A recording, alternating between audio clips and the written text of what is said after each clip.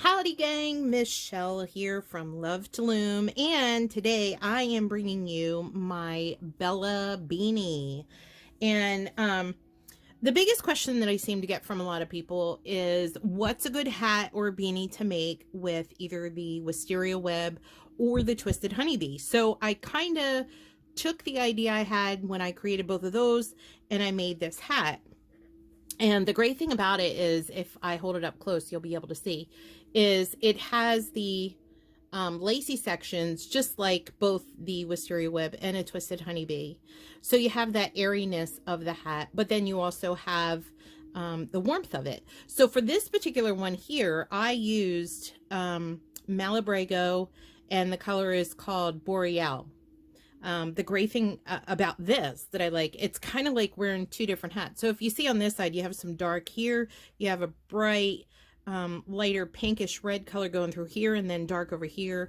And then on this side, it's opposite. So you got the bright red and the pink here, and then the darker colors here.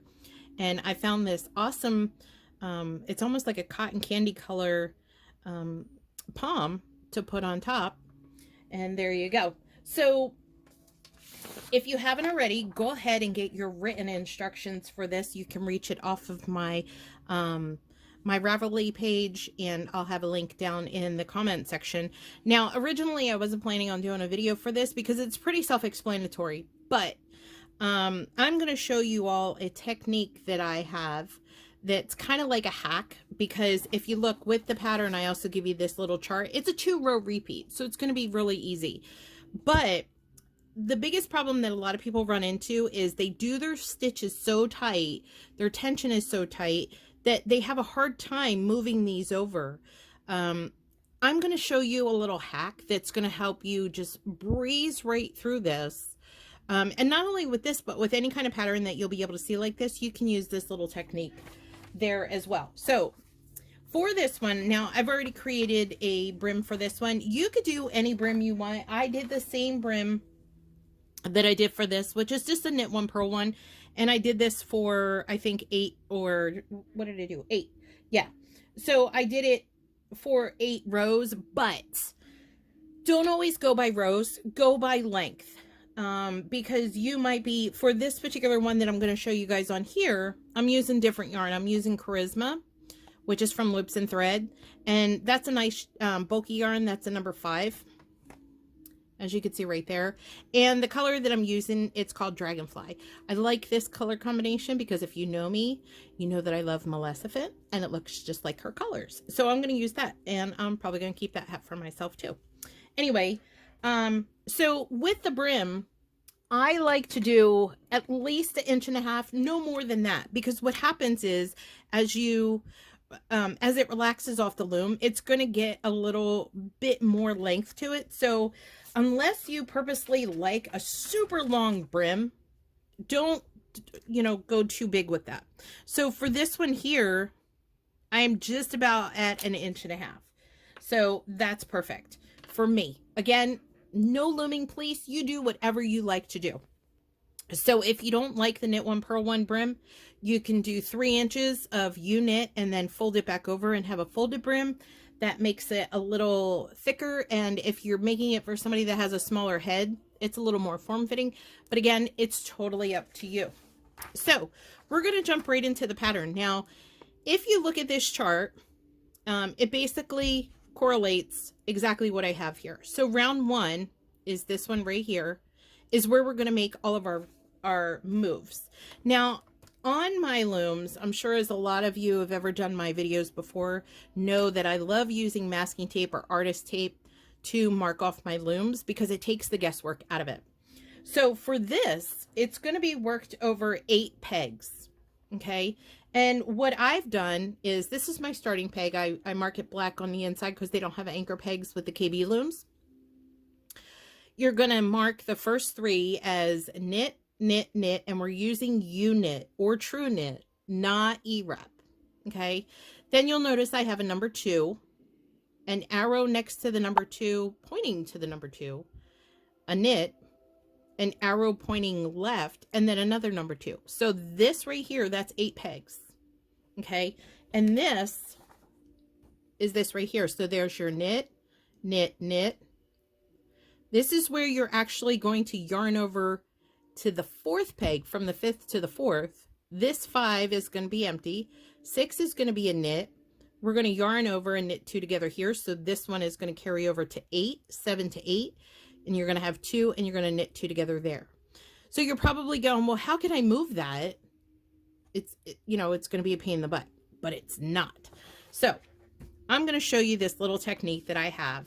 And I've used it, if you're familiar with my Rainier Cowl, I've used it in that and a lot of others that I found where you have to move things around, and some people may have their tension that they're still working on and it gets too tight. This is going to help you with that. So I'm just going to follow what it says here on my loom that I marked. So I'm going to knit 3. And now I've come up to the one where I'm supposed to knit 2, but I don't have 2 to do there yet. So what I'm going to do is knit this one off, go to this next one, knit this one off, then go to the 3rd one where it's just the knit in the middle, knit that one off. Now I'm going to tug a little bit on that one that I just knitted, pick up some slack over here, and this is where I'm going to move it back. So now, as you can see, here's the 3 that I knitted. This is the one that I'm going to have 2, but I'm not going to do anything with those yet. This one's going to be empty. Now, I had already knitted this one in the middle, which is a knit. This one I have to move over, so I'm going to knit that. I'm going to knit this one, and I'm going to knit this one. So it takes me to the first knit. And then what I'm going to do is come back over here, pull a little bit to this one where I have to yarn over. And that one is going to have 2 on it. Okay, so my first section of 8 is done. I knit these first 3. I now have 2 strands on this one that says 2. This one was my yarn over to here, so that's empty. This is my knit. This is empty because I have 2 strands over here. Okay, so repeat that all the way around. Next section, same thing. Have the 3 knit. This one's going to have 2 on it after I move it. So I'm going to bring all the way out to the middle knit where I have this 1 knit between these 2 arrows. I'm going to give myself a little bit of slack, carry that over, and now again I have 2 there. And then I'm going to knit and go to the first knit of the 3. I'm going to give myself some slack, a little bit more. Now this is the one where I'm going to yarn over. All right, it's that easy. And the reason why I do that is because if you try to move these, if you're somebody that's still working on their tension, if you try to move these and your tension is still really tight, you get frustrated. You might break your yarn, you might break your loom, you might break your hook, and then you're like, I just never want to do this again. That's the reason why I figured out this hack for everybody, because number one, it gives you the freedom to be able to do more patterns with a lacy effect without getting the frustration of, you know, not being able to move anything. So you're just going to continue this all the way around. And remember, this is row 1 where it shows that you have to move everything. So I'm going to pull some slack and I'm going to bring this over. That's giving me 2 there. You can tighten it up a little bit. You don't have to, you know, fight with it to make it super tight. Just use a relaxed hand. Remember, your hand is just here to guide your yarn. That's it. Okay, so don't feel like every time you knit something off, you got to pull it super tight. Nope, don't worry about doing that. All right, so give yourself some slack. Go back to my arrow. Yarn that over. Now I have 2 there. And I'm coming up on my last section. Or second to last section, it looks like. Give yourself some slack. Go over to 2. Then a couple more. Give yourself some slack. Go to the arrow. Yarn over the other way. And this is why it's really helpful if you, like me, use a little bit of artist tape or masking tape, whichever you like to use. That's totally up to you. That way, when you're working on things that require you to follow something like this, it makes it a whole lot easier rather than going back and forth and looking at charts or, you know, forgetting where you were or anything like that. Now, as you can see, I'm here at my starter peg, but I still got to go back and move this over. Okay. And just shore that up a little bit. Now, as you can see, I have knit, knit, knit, 2 strands. Where my arrows are, those are going to be empty. This is a single knit here, 2 strands, knit, knit, knit, 2, empty, single, and that is repeated all the way around. So now we're on row 2, where we're just going to knit. And on the ones where it's empty, you're going to bring the working yarn in front.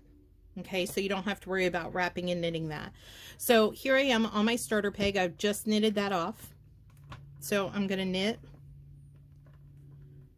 knit. You're going to grab these 2 and knit those together.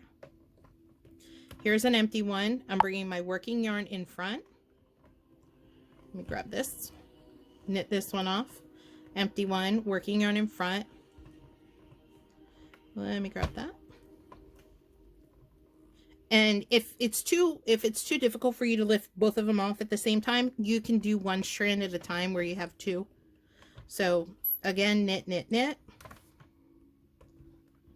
And then I've come up on 2. So if it's too difficult to do both of them at the same time, that's okay. Just do 1 at a time. Bring my working yarn in front of my empty pegs. Knit. Now I'm come up on 2. Knit those 2 together. And you're just going to repeat that all the way around. And that's going to be your row 2. And like I said, this is a 2 round repeat. You're going to just repeat these 2 rows all the way around until you get to the desired length you want. Now, if you're just doing a standard adult size hat, you do that. For me, I do mine anywhere between 8.5, 9 inches long because it's just standard. But if you want to do a slouchy one, just make it a little bit longer, give yourself more rows. If you are making one for a child, obviously you're going to go a little bit smaller. So that's totally up to you. Now, this is great as a messy bun hat too. This one over here that I'd already made, I put a palm on that only because it was just too dang cute and I couldn't resist it. And I love wearing it. This one here, I'm probably going to keep as a messy bun hat because it's a lot easier for me on the days where I really don't want to mess with my hair, just to slip it through and call it done. So to do a messy bun hat, it's super easy. You just do the 4 round or 4 peg decrease that you would normally do for the hat, which I'll have a link for in the comments or in the information section below that I have a video for. And I'm already back at my starting peg. Now you're just going to repeat. But for the decrease, you're going to do the 4 peg decrease. Now, if you want to add a palm, you just close it up completely and then add your palm. If you want to do the messy bun, don't close it up completely. Just get a hair tie or, you know, an elastic or something like that. And then do the messy bun for that. I'm trying to see if I have one close by. Hold up.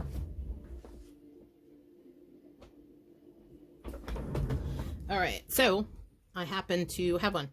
So this one, I just did my 4 peg decrease, and then I just gathered up all the ones with the yarn on it and thread it through with this. So it's super easy.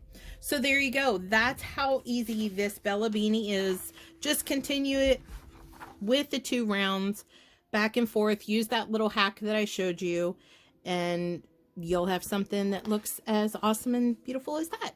All right, gang. So there you go.